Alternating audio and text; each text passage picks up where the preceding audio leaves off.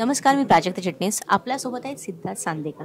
सिद्धार्थ, मला सांग, झिम्मामध्ये मस्त लंडनला फिरून आलास. झिम्माची ट्रिप तर आता लोकांना प्रचंड आवडली. बरोबर. आता ही तुझी दुसरी ट्रिप आहे. हो. या ट्रिपविषयी काय सांगशील? सो ह्यावेळची ट्रिप माझी खूप फेवरेट ट्रिप आहे.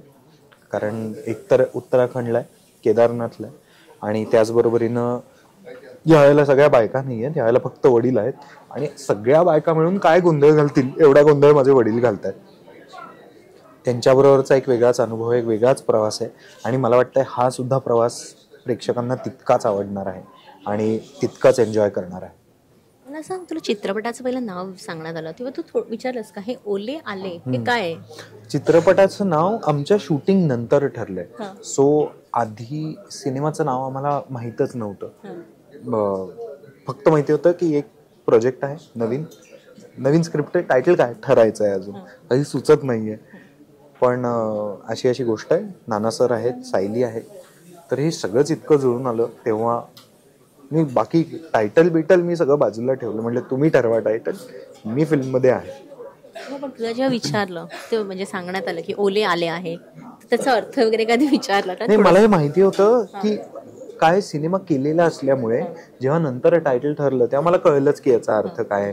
सो ओले आले हे काय आहे हे तुम्हाला सिनेमात बघायला मिळेलच. पण एक ओले आहे आणि एक आले आहे आणि ही त्यांची ट्रिप आहे. मला सांग की तू आत्तापर्यंत म्हणजे सिद्धार्थ सीमा चांदेकरला होतोस. हो, म्हणजे तुझी मम्मी सगळ्यांना माहिती आहे, बरोबर, पण तुझ्या वडिलांविषयी खूपच कमी जणांना. बरोबर. ह्या चित्रपटाच्या निमित्त आम्ही जाणून घ्यायला आवडेल की तुझे वडील कसे होते, तुझ्या वडिलांसोबत तुझं रिलेशन कसं होतं? आय गेस मी हे काही इंटरव्ह्यूजमध्ये सांगितलं पण आहे की असं काही फारसं चांगलं नव्हतं रिलेशन. म्हणजे माझे वडील आहेत, फक्त ते म्हणजे माझे आई बाबा वेगळे झाले 20 वर्षांपूर्वी. So that's it. म्हणजे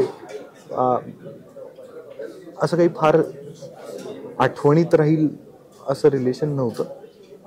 कारण माझं सगळंच आयुष्य आईच्या भोवती आणि आई बरोबर गेलेलं आहे. सो मला असं वाटतं माझी वडिलांची आठवण विचारलीस तर आईच्याच आठवणी येतील सगळ्या. मला सांग, नाना पाटेकर यांच्यासोबत काम करण्याची प्रत्येकाची इच्छा असते. बरोबर. तुझा त्यांच्याबरोबरचा अनुभव कसा होता आणि तुला जे सगळ्यात पहिल्यांदा सांगण्यात आलं की ह्या चित्रपटात नाना तुझे वडील असतात, बरोबर, तुझी प्रतिक्रिया काय होती? प्रतिक्रिया म्हणजे मी पहिले प्रश्न विचारले, ते हो म्हणाले. हाच मी ते हो म्हणाले. ते हे सगळं करायला तयार आहे. म्हणले ते खूप एक्सायटेड. मी म्हंटल मग मी कोण आहे नाही म्हणणारा? हा मी पण इन झालो याच्यामध्ये. कारण जर का नाना पाटेकर अशी भूमिका करणार असेल तर ते इतका अभ्यास करतील, इतकं कन्व्हिन्सिंगली करतील की ते सुंदरच दिसणार आहे. मग मला असं वाटतंय की मग अर्थातच प्रेक्षकांना आवडणार आहे, ते एन्जॉय करणार आहेत. सो मला सांग, आत्तापर्यंत तुझ्या ट्रिप झाल्या, मग उत्तराखंड हे सगळ्यात आवडतं ठिकाण आहे किंवा कोणतं ठिकाण आहे जगातलं जे सगळ्यात आवडतंय तुला, जे फिरायला आवडतं? मला असं वाटतं मला केदारनाथ भयंकर आवडलं. आणि माझा देवावर विश्वास आहे नाहीये हा पूर्ण मुद्दा बाजूला ठेवला तर त्या केदारनाथच्या जागेमध्ये, त्या वास्तूमध्ये काहीतरी वाईब आहे. आणि तुम्हाला अशी ती शांत करणारी वाईब आहे. एकदम काहीतरी आहे, काहीतरी सुंदर आहे आणि फार छान आहे. तो मला आवडेल, सारखं जायला आवडेल तिकडे. काहीतरी फारच हलकं वाटलं मला तिकडे जाऊन, मस्त वाटलं. मिताली बरोबर आता ट्रिप प्लॅन केली आहेस? हो, केली आहे, जाणार ना. आणि आत्ता तरी आम्ही आपलं बेसिक आपल्या ताडोब्याच्या जंगलात जा, सातपुड्याला जा वगैरे हे करतोय.